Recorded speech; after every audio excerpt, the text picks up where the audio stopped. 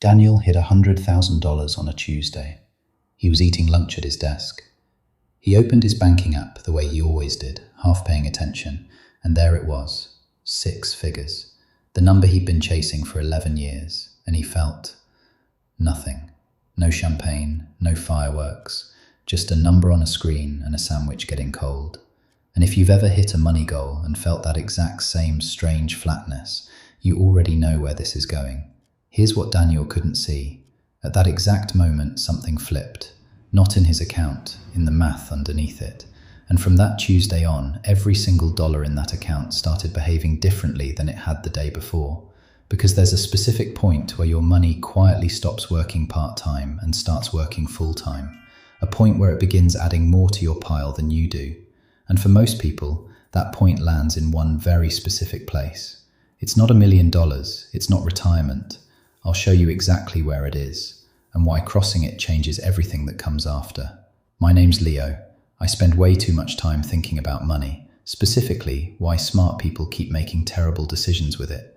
This is Astra Money, and today we're talking about why the first 100 grand is the hardest money you'll ever make, and the last time saving is the thing doing the work. If this changes the number you've been chasing, and I think it might, subscribe. Translating money like this is the whole reason this channel exists. Now, before we get to the switch, what it is and where it flips, I need you to sit in the hard part for a second.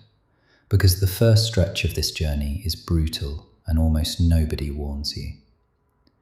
When you start from zero, you have nothing working for you. No momentum, no growth worth mentioning, just you, your paycheck and your discipline, putting money in month after month.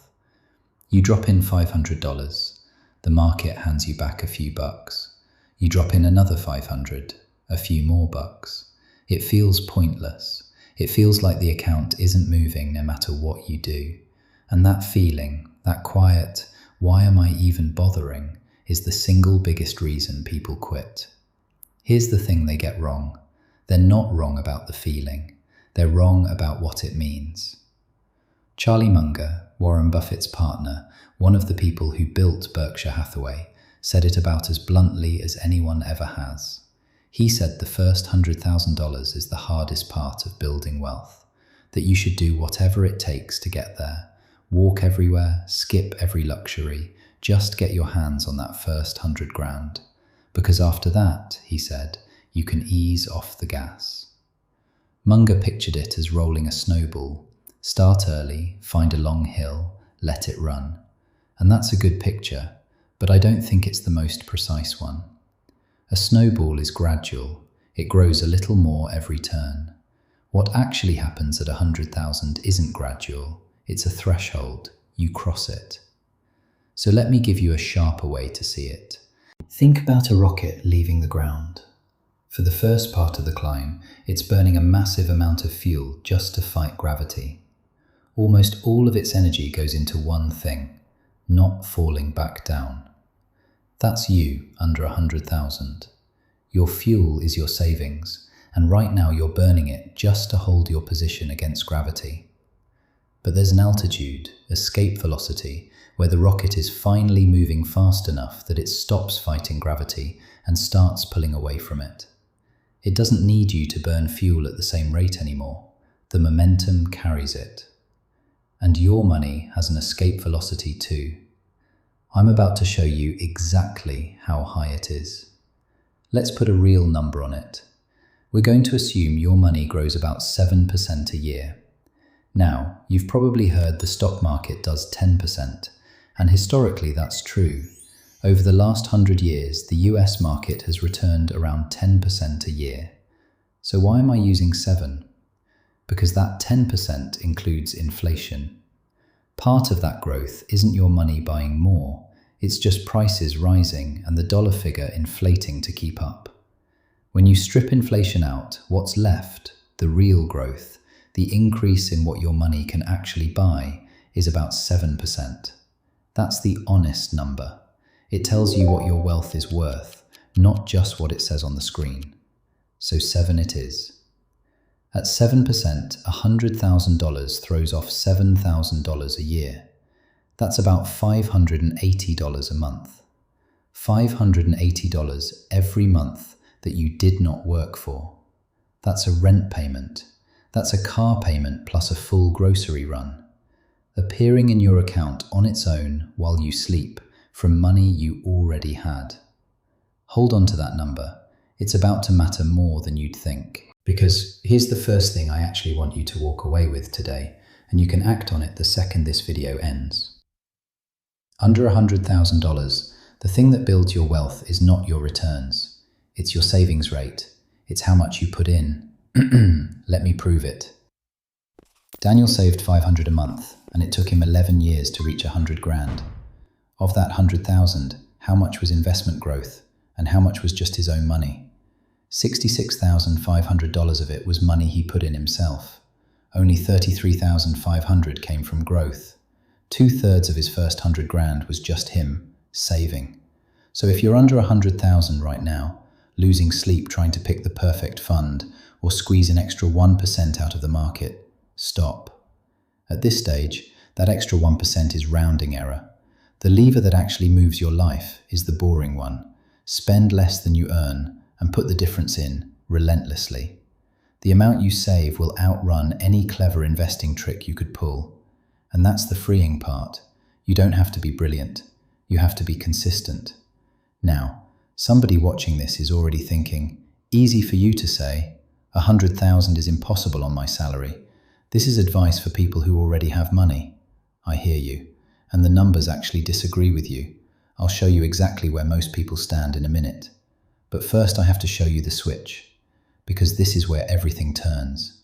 Remember Daniel's $7,000 a year in growth? Here's what almost nobody tells you about the 100,000 mark. Daniel was putting in $500 a month, $6,000 a year. At $100,000, his money started earning $7,000 a year, more than the $6,000 he was adding himself. Read that again. At that point, the market was putting more into Daniel's account than Daniel was. For 11 years, he had been the engine, and right around $100,000, the engine quietly changed. His money took over as the bigger contributor, and it never handed that lead back. That's the switch. That's escape velocity.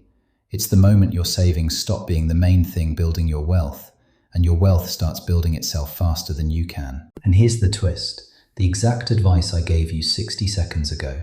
It's all about your savings rate. Past this line, it flips completely. Above 100,000, your savings rate barely moves the needle, and your returns become almost everything. The same sentence, just focus on putting money in, is the right advice on one side of this line and the wrong advice on the other. And the line is the 100,000. So watch what happens to Daniel after the switch. Keep your eye on how fast each step arrives. The first 100,000 took him 11 years. The second 100,000, getting to $200,000, took 6, not 11, 6. The third, getting to 300, 4 years. The fourth, a little over 3. The fifth, reaching $500,000, under 3 years. Same $500 a month the entire time. He never saved a single dollar more. But each 100,000 arrived faster than the last, because the market was carrying more and more of the load. By the time Daniel was building his second $100,000, 63,000 of it was growth, and only 37,000 was his own money.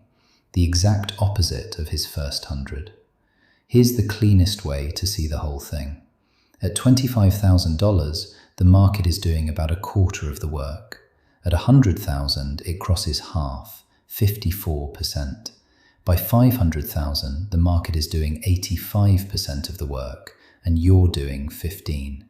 You've gone from a rocket burning everything it has just to hold altitude to one that climbs on its own while you watch. That's what Munger meant by easing off the gas. Not because you've made it, but because you've reached the altitude where it climbs without you. Now, back to that skeptic. The one who said 100,000 is impossible, that this is rich people advice. Let's look at where people actually stand. According to the Federal Reserve's most recent survey, the median net worth of an American under 35, that's everything they own minus everything they owe, is $39,000. For the typical American household of any age, it's about 193,000. But here's the trick your brain plays on you. The average, the mean, is over $1 million. That gap exists because a small number of extremely rich households drag the average way up.